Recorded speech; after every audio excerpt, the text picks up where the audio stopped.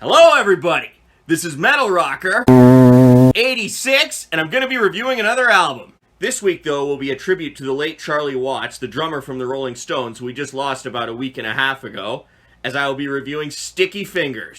The Rolling Stones are an English rock band that formed in London in 1962.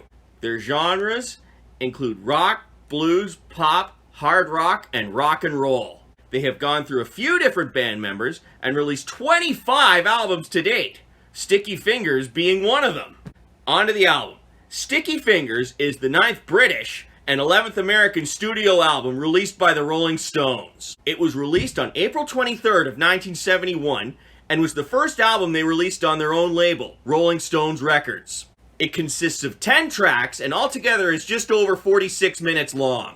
On vocals we have Mick Jagger. On guitars, we have Keith Richards and Mick Taylor. On bass, we have Bill Wyman. And on drums, we have the late Charlie Watts. Now on to the songs, all of which were written by Mick Jagger and Keith Richards, except for when stated otherwise. The first song on this album is called Brown Sugar, and it was also released as a single. This one is a fairly up-tempo song. Instrumentation. The guitars are the main focus in this one, and they will really get you pumped with the awesome riffs.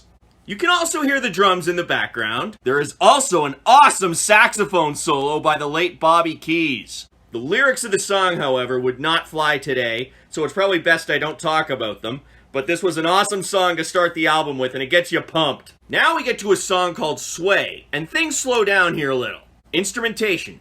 Again, the guitars are the main focus in this one, and they're hard and awesome. Another thing that's awesome in this one is the guitar solo. You can also hear some pianos in this one from the late Nicky Hopkins. Believe it or not, Mick Jagger did all the rhythm guitar on this one, and Keith Richards helped with the backing vocals.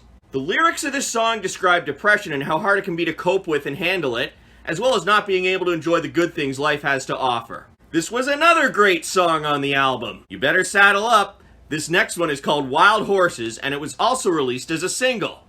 This is where things really slow down. Instrumentation. The main focus in this one is on the very soft and soothing acoustic guitars. The drums come in during the chorus when things get a little harder. There are also some electric guitars in this song, but the focus really isn't on them except in the cool solo. Believe it or not, originally, this song had much different lyrics. Keith Richards wrote the lyrics for his newborn son, who he felt terrible about having to leave to go on a concert tour. Mick Jagger then rewrote the lyrics to be about the deteriorating relationship between his then-girlfriend Marianne Faithfull. The only lyrics that remained from the original version were Wild Horses Couldn't Drag Me Away. While I would have liked to hear the original version of this song was still an awesome song on the album. Up next is Can't You Hear Me Knockin', and the tempo speeds up on my favorite song on the album. Instrumentation. The main focus is on the guitars with the awesome riffs providing great energy. You can also hear the drums in the background as well.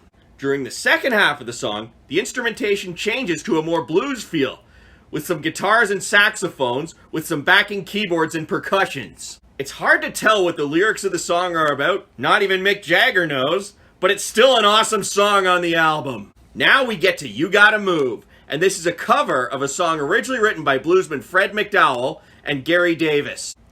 Things slow down here, and there is a blues feel in this song. This was the first song they recorded for the album, and it was in a 3-day span with Brown Sugar and Wild Horses.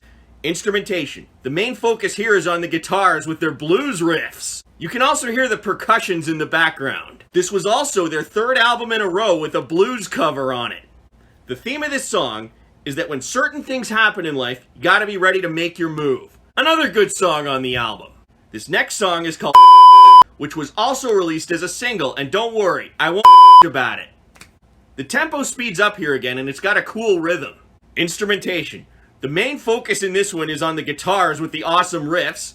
You can also hear the drums in the background, also with some trumpet from Jim Price and saxophone from Bobby Keys. To sum this up, from my interpretation, the song is about love and drugs and how they affect someone.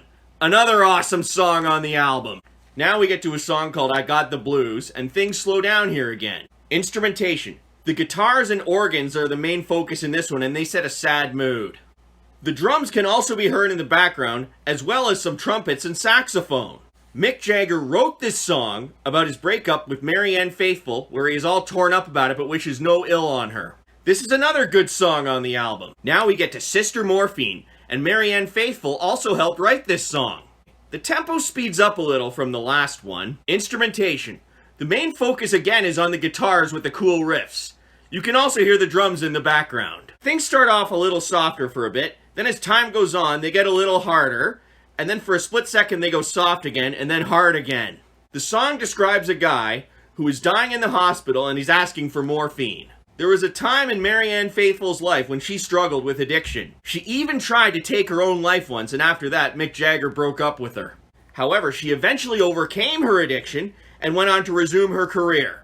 This was another good song on the album. Now we get to a song called Dead Flowers, and the tempo is moderately fast-paced. Instrumentation. The main focus here is on the guitars and the keyboards, and you can hear the drums in the background as well. It also has a country feel to it.